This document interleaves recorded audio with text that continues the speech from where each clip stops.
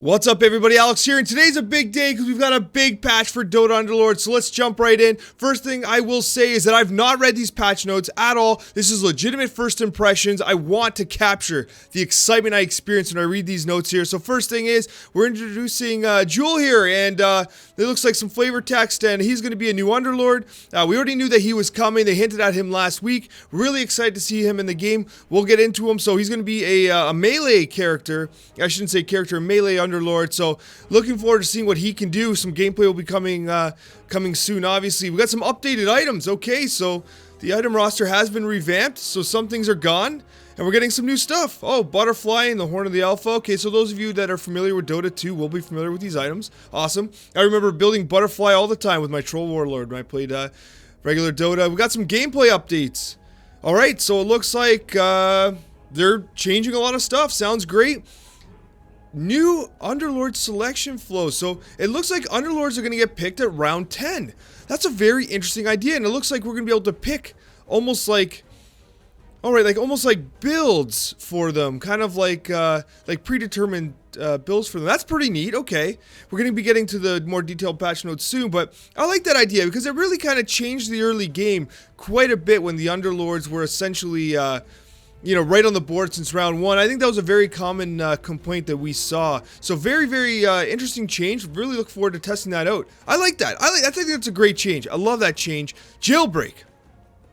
Okay, so I've been very critical of the jail system here, and it looks like it's gone. So they're removing the jail system. Okay, that right away is very interesting, and they're identifying perfectly as to why. A lot of people were not enjoying it. It's 100% correct. This is 100% correct. There was a lot of people that didn't want to engage with it every day. People weren't able to play their favorite heroes and alliances. People weren't able to kind of get comfortable with the meta. And with that being said, I know a lot of you guys, especially in the higher tiers, you like the idea of a never-evolving meta. But a lot of people just didn't like that. Like even me, I love Dota Underlords. It's the game I play the most, more than any other game, and still, I did not like the jail system. I never really did. So I think this is good. But it looks like they've outright deleted heroes. Okay, so they've removed heroes. So we're going to see in the patch notes who's been removed. This is a good idea. So I wonder if every single, yeah, so new rotation every single season. That's good. Now, the problem is if if there's a serious meta issue, they'll have to resort to like balancing individual heroes as opposed to removing them outright. So this isn't crazy. Okay, let's see who got removed. I wonder how many heroes it is. It must be just like the jail, right? Like 10 to 12? 8, 10, 12? Okay. Overall, though, I gotta say, really happy about this. I am. I know there's gonna be people that disagree because I know the jail is somewhat, controversial in its own right. And I want to hear your opinion, right? So comment about your thoughts about this whole jailbreak mechanic and how they've kind of removed the jail. I really want to hear your thoughts. It was one of the most interesting videos that I think we've had on this channel so far when I discussed the jail. Please, I want to hear your thoughts. Legitimately, please let me know. Shorter matches, yes. Okay, perfect. So they've worked on the flow. I can't wait to test this out because Knockout's so fantastic. I've been playing almost exclusively Knockout since its release simply because I enjoy the game mode more because it's much shorter. So they've changed the flow of it to be shorter. That's much better. Loot rounds. So, okay, no more loot rounds. That saves a lot of time there. That's probably like 5 minutes or so right there. Okay, very interesting. Oh, we're down to an average of 30 minutes. I think that is ideal. That is the perfect length of time for a Dota Underlords match. I'm so happy to read that. Average time of 30 minutes. That's perfect. And some polish. Okay, so perfect. Changes to UI. Let's get into the actual straight up details. So health has been lowered by 25%. And so health values are now 1.5 the original values. This is correct. There was, units had been doubled in health with the big update. It was too much. People were too squishy. Not squishy. They were too kind of resilient. It really changed the impact of like weapons, items like Dagon, for instance. So I think this is a good change. And again, it's one of those things where I've said before, trust the designer, trust the game developers to make the right choices. Okay, so these are some pretty significant changes to the flow. So starting unit cap has changed from 1 to 3. Okay, that's really interesting. So you're off to a way faster start. You start with 5 gold. That's very interesting because now that opening shop is much more valuable. That has an impact on RNG though. That's a big change from RNG here, but you're going to be able to pick obviously your units at the start. So very interesting. And re-rolling though, you re-roll, you basically have to pick three 1-star heroes. Very interesting. Okay, very interesting. Tier 1 heroes, I should say. Interest now capped at 3. All right, so hoarding gold and just getting to 5 interest is no longer no longer viable. It's no longer possible. That's a huge change. An increased round gold. Okay, so they've really sped up the speed of the game. I was always a fan of playing the economy, getting to 50 gold, using that money to level up. It's been part of my strategies for so long. It was part of the first strategy I ever developed for Dota Underlords, the first primary video that kind of took off, so to speak. So very interesting to see that they've made that change. It's a good change. And I love that creep rounds have been removed. It was one of those things that really didn't make a whole lot of sense. They were fun, but they were also extremely frustrating. It was a very win-more mechanic. Teams that were, kind of comps that weren't coming together really got punished when they lost. You don't get punished for losing the rounds. We know we get picked. We pick up the Underlords around 10. Okay, whoa, this is really interesting now. Higher tier units deal more damage to enemy players at the end of the round. So 3-star units will do, wow. So that's 7 damage, 4 damage, and 1 damage. Okay, very interesting. So if you really want to be aggressive and take other guys out, you can really try and push toward 3-star units. Very interesting. I'm interested in testing this and seeing how it impacts the actual flow of the game, because that might mean that you can actually knock players out with early, tier 1 3-star units before they even have the chance to kind of ramp up their economy to get to the higher tiers. Very interesting. I'm interested in testing that. So updated leaderboards, of course. Okay, that's fine. And this is important. So the multiplier for knockout has been changed from 4 to 5. A lot of players didn't realize that for Brawny and Legion Commander, basically, if you got a Brawny kill in knockout, it counted for 5 Brawny kills to kind of compensate for the fact that knockout was so short. So now it's been reduced to 4. That's probably the correct. Hopefully, they do some work to Legion Commander though, because that is a nerf to Legion Commander who might need a little more help. Ideally, if I could predict, I would hope that Legion Commander is reduced in tier and not much else. That would allow you to kind of get her earlier and kind of ramp her up in stars earlier, in tier I should say. So we'll see. Okay. We don't start with Underlords. Streamlined fighting styles. So core ability and ultimate. I like that. Okay, I like that. We've already kind of discussed that. Hype system removed. This is important. Underlords will cast simply on cooldowns. A very interesting change. I liked the mechanic. Now, it kind of made an S6 difficult to play because before, with the way her hype was generated, previously with demons and whatnot. This makes a lot more sense. Just straight up on cooldowns, they start with 50%. All right, I think that makes a lot of sense. It really streamlines the game. It's much more readable for the average player. I do agree with that. Excellent. And ultimate ability cooldowns have been lowered and their power increased. Okay, so that's interesting. So now they have a greater impact on the board. All right, so an S6 Martyr's Boon. So basically, she's getting, okay, yeah, so that scales with her healing. Cooldown changed to 8, so now she does it faster. The heal over time is reduced. Okay, so depending on the fighting style you get, you're either going to get the bonus 30% or the 50% healing immediately. Okay, so similar actual qualities, to the talent selection, except you're picking it straight up when you pick her fighting style. So to say, Pure Pain's gone. Enthrall, I like Enthrall. Let's see how it changed. So it's granted by the damage support style. And its cooldown changed to 15. Interesting. So now it's fast enough that perhaps you can get multiple Enthralls off in one single match. That could really swing the tide of some really close battles for sure. Demonic Totem. Again, Golem. Sorry, not Totem. 22 to 15. Armor changed. Okay, so now he's not nearly as resilient. And he's weaker. Okay, understood. That makes sense. Makes sense. Hobgun, Explosivo. So basically, again, the way you select it has changed. It's more or less the same. Okay, let's see. So Supercharge removed from the game. Let's Go Crazy ignites the entire battlefield.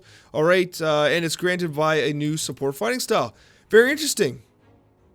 But it's totally different because it grants the entire army an increase in attack speed and the cooldowns changed. I like that. This really goes well. So, okay, this is great. And it works well with the way the Underlords are being selected later rounds, because if, say, you have a great assassin combination, or composition, I should say, picking Hobgun and going the support damage dealer fighting type will really amplify that composition. So, being able to pick at in a later round will allow you to kind of say, okay, these are the units I have. These are the types of compositions I'm building. So let me build let me select a fighting style that makes the most sense. Very good. I like that. This is a great change. I love this change. Absolutely fantastic change. And Friendly Fire, we all know that. That's kind of been the go-to for a long time, Friendly Fire. And it's more or less the same, but it's just been changed to a different fighting style. Okay, so Jull's here. So he's going to be reflecting damage back to all adjacent units and healing. Wow, okay, that's pretty interesting. So he's going to be healing for the damage he's receiving and reflecting it back. That's actually really neat. That's really neat. So, alright, so okay, twice the damage, and that's damage over time, or he can split amongst friendly allies. That is really neat. That's a really cool Underlord design. I can't wait to try him out. That's really fun. That's really neat. So you can, that really makes positioning very interesting. I'm so excited. I gotta calm down. I'm literally talking so fast, I'm not breathing properly. That's catching up with me. So, barrels of fun. Alright, so okay, so you throw barrels all over the place, and your allies get bonuses. Very interesting. And buy a round for the entire army. Okay, so I see. So it reduces the amount of damage they take at once. Very interesting. This is very unique. A very unique Underlord design. I can't wait to try it out. Very interesting. So bots have been updated. That's cool. Alright, here's the big one. Heroes that have been rotated. Anti-Mage, gone. Arc Warden, gone. Oh no, Arc Warden. Enigma, gone. Who cares? Lena, gone. Luna, no, Luna, the Knights. Magnus is, no, the Brutes. Magnus was one of the best Brutes. Barana, Nature's Prophet. PA, Puck. No, not Puck. I love Puck so much. Techies, Templar Assassin, Tide, and Wind Ranger. Okay. I wonder what goes behind the scenes as to why they're selecting these heroes. And again, I want to hear your comments on this. Very unique selection here. Now, for me, Luna and Magnus and Puck are the three that really shatter my heart. Those are three units. Like, if I'm building Knights, Luna is like the unit that carries Knights. If I'm building, you know, Dragons, I always brag about, not brag, but I always talk about how much damage Puck does. Everyone just kind of ignores Puck. Oh, Puck, you know, a little, you know, Dragon, not doing much damage. But his skill did so much damage. And then finally, you know, having, Anti-Mage is great too. But, you know, Magnus was so good for Brutes. He was such an underrated hero, Magnus. Unbelievable. Alright, so they're gone for a season. Very interesting. We're going to have to see how this plays out. I mean, I would much rather have this than the rotating jail. I really would. I really would, because, you know, when they come back, then it increases the excitement again, right? Daily Jail didn't make as much sense. This is really neat. It does break my heart to see some of my favorites go, but I think this is the correct move. So Broodmother changed from 4 to 3. That needed to be done. Broodmother was not having enough an impact on the board, and her Entangling Web was not a good enough skill to warrant the 4th tier. Clockwork down to 2. Okay. Armor down. This hurts. This hurts. I wonder why they made this change. I really do, because I felt like Clockwork was in a good place. The Teardrop, okay, but now he's kind of on top of Timbersaw. We'll have to test. Legion, okay, beautiful. This is exactly what I was calling for. Legion Commander going. Whoa, hold on. Gold. Okay, the gold cost changed from 3 to 2. Now, this happened before. This would also indicate that the tier has gone from 3 to 2, not just the gold change. Because ideally, you could be in a world where a unit could be a different tier and a different gold. So, like a tier 3 unit that pays 2 gold. That's an interesting idea. I don't think that's what they mean here. I think that that Legion Commander is literally an uncommon hero now. Has just dropped in tier to tier 2 and therefore is 2 gold. They should kind of maybe adjust the language there a little bit to say has been reduced to tier 2 and therefore tier gold. Tier gold. 2 gold. Okay. Shadow Shaman. What would they change in Shadow Shaman for? From Troll Shaman to Troll Druid. Okay, that's super interesting. But that really impacts Shamans now. And Hex has been reduced in effectiveness. Okay, that makes sense. That makes sense. It was a super punishing skill. Troll Druid. That's really... Again, this is a buff for Druids. Shadow Shaman's a good unit. And I've always said I think Druids are totally underrated in Dota Underlords. I've been saying this for so long. It makes sense because they removed Nature's Prophet, no? Yeah, Prophet's gone. So this does make sense. Slark. Okay, up a tier. Okay, that makes sense. Okay, and the attack speed has been modified. So that's going to stack. Now they said items were removed. So I wonder if they removed Mask of Madness or Moon Shard, because that's interesting. Okay, but this is neat. Up a tier, that makes sense. So now he's not competing with PA at that tier. Okay, very interesting. Snapfire no longer triggers Refresher Orb. I didn't even know that was happening. Was that a bug? Was that why Snapfire was so good? I didn't know this. Is this like a bug correction? I don't know. I did not realize that refresher orb. Oh, wait, no. Sorry. I misread this. I misread that. I thought this was saying that Snapfire, when he used or she used Scatter Blast, it was triggering a refresher orb style effect. I think this just means that if Snapfire has Refresher Orb and they use Scatter Blast, it's not going to trigger the ultimate. Understood. Okay, that makes sense because Snapfire, obviously with the, I can't remember his name. The little dragon that spits all the fire. Oh, I can't remember his name. It's an awesome name. I think it's Mortimer. It's Mortimer, isn't it? It's Mortimer. Okay. Sven, Ace Effect removed. No one likes Sven, so he goes down from 5 to 4. This hurts me because I thought Sven was way better than people. Not way better. I shouldn't say that. He was not way better than people thought. But Sven with Dragon Knight was a really interesting combination because giving Dragon Knight just a straight up DPS buff was not useless. Dragon Knight was so effective, and with Sven just as a late throw-in, it wasn't crazy. We go from Viper, Scale Dragon to Dragon Assassin. Okay, interesting. Probably to make up for the Anti-Mage that was taken out, and Phantom Assassin. Weaver, Elusive to Insect Hunter. Okay, so we're back to Hunter for Weaver. Very interesting. So let's see what's been removed. Blightstone. Okay, interesting. All these. Okay, this is a huge one.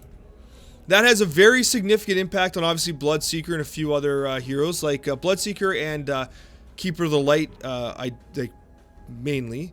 The Gongs suck. No one played Gong. Poaching Knife was better than I think it was given credit for. Assassin's Veil was interesting. Daedalus gone. Whoa, that's actually pretty big. Assault Curious gone. So they've made changes here, and they got rid of all the globals. Okay. So big time contract from tier 2 to tier 1, no longer bonus health. Okay, so we've got a headdress, which is going to give units within the equipped hero 20 health per second. That would indicate that the hero is not healing though. Interesting. We'll have to test that. Okay, this is cool. 20% increased ability damage. That is a really neat item, especially in mage compositions. 20% lifesteal, that's neat too. Will that stack with someone like Lifestealer? Not Lifestealer. Wait, his name is Lifestealer. What's... I'm confusing myself. All the numbers and all the patch notes, I'm getting confused myself. I wonder if this stacks, is what I'm saying. Talisman of Evasion. Okay, these are very interesting changes. Voidstone, 10 mana per second. That's really neat. That's really neat for many heroes, especially in mana heavy compositions. Very, very interesting. Okay, Mana Boots. No longer once per battle, so it's on a cooldown. Very unique. That means if you can position your mages correctly, you can have multiple instances of Arcane Boots triggering. I wonder why they picked 15 seconds. Well, 15 seconds... I bet you that's enough time that it'll trigger before Keeper of the Light is able to do his cast, which prevents him from just stacking casts over and over again. I'll have to test that, because if you can stack Arcane Boots to coincide with Keeper of the Light's cast, you can basically get like instant mana regeneration on that Keeper of the Light. So very interesting. Barricade, Weakened, Chrysalis. So much like in Dota 2, you have a chance for critical hit and additional damage. Desolator. So that's why they got rid of Blightstone. So you're getting the armor reduction here. Hand of Midas. That's a really unique item. So we got 32% attack speed and a chance of getting additional gold. So it's probably why they got rid of the poaching knife. That makes sense. Orb of Venom, so we're getting some damage over time. The cloak. Okay, so look at that. So basically, this must be permanent. This must be a permanent. It doesn't say permanent, but it must be permanent. I wonder, if you move the cloak from hero to hero, will it transfer? Very interesting. We'll have to test that. So we got a pike. Okay, so again, so you're getting increased damage for any unit that they've killed. I wonder if you transfer this from unit to unit, whether or not it will provide a benefit. And Vanguard, Vanguard got a little shadow nerf. Not a shadow nerf, it's a nerf. It's literally a nerf, not a shadow nerf. All right. Blade Mail, so it's up a tier. It provides additional 5 armor. Okay, that's a good change. I like that. So Yule Scepter, 5 mana per second. Okay, very interesting. So now this is this is like a disable effect. Very interesting. So now we have an equipped hero with a disable effect and mana per second. That's very interesting for like healing units. So you can put a healer up front that's going to be taking damage, like Enchantress. I often put Enchantress up front so she can absorb some damage, do her cast, get her heal going. But with this, you can kind of maintain the amount of damage that you're taking. Very interesting, and obviously it's very much like the push staff, the force staff, sorry, that will kind of help protect that rear line in case it's getting jumped. Massive Madness has been nerfed. Okay, so 5% down. Makes sense. Mechanism gets 250 health more. That's actually a very significant buff because remember, not only is that buffing the amount of health that Mechanism is providing, but it is also coinciding with the reduction of health on the units as a whole. So now that it accounts for a greater percentage heal for any given unit. So Silver Edge, 30 attack speed, 30 health. Okay, pretty straightforward, pretty interesting. So targeting buddy getting a bit of a nerf and a hat. And we get, oh, look at this. Very interesting. So another positioning style item. So Vladimir's offering. Very unique. This looks like it would be really cool with Scrappies. Vladimir's offer with Scrappies already looks broken. Already looks broken. So I'm going to have to test that out. So we have the Aeon Disc. So 500 health. Equipped heroes. Okay, very interesting. So basically... once they get below health, they become invulnerable. I wonder who this would be most beneficial for. Maybe someone like Keeper of the Light, someone who has like a channeled cast. Black King Bar, so okay, this is interesting. So basically it's getting a buff, 45 additional damage. That makes sense because its effect, while valuable, was occasionally somewhat not obvious. Butterfly, new item, we just talked about it. So that's a very awesome item. 35% evasion, attack speed, and attack damage.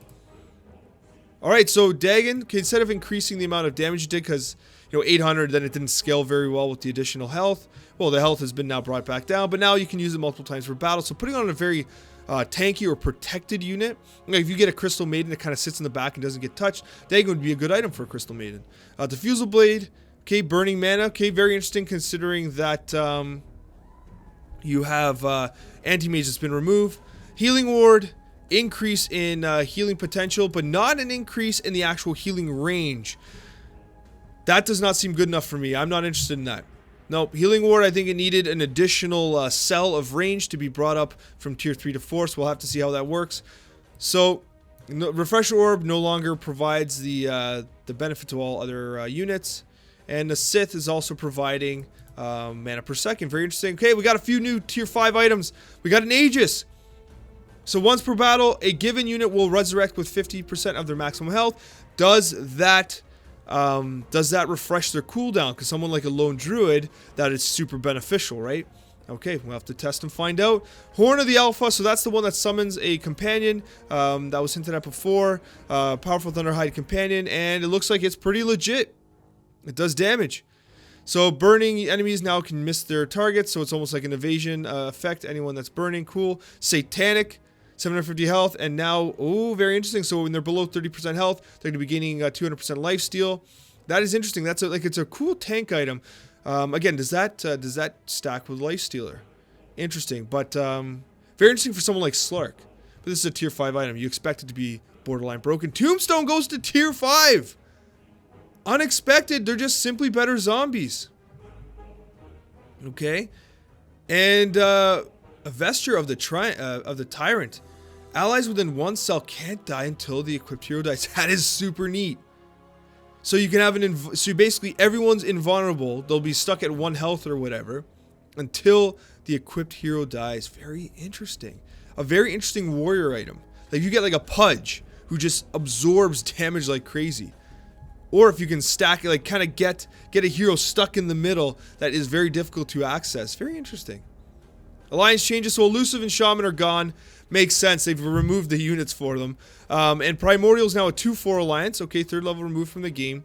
We'll have to see. So 2-4, does that mean that the tier 2 effect is now the ultimate effect? Like, did they get rid of the level 3 spawns? Or are the level 2 spawns now the level 3 spawns? Like, how have they changed that? We'll have to take a look. They don't state here. Alright. Okay, so UI updates. We're not going to read through UI types. Well, okay, so that is a really interesting group of changes. Guys, thank you so much for watching. I am so excited. I'm going to get some gameplay going. I can't wait to check this out. I really wanted to go into this without kind of pre-reading it. So, guys, thank you so much for watching. Special thanks to my subscribers. Let's have fun again in Dota Underlords.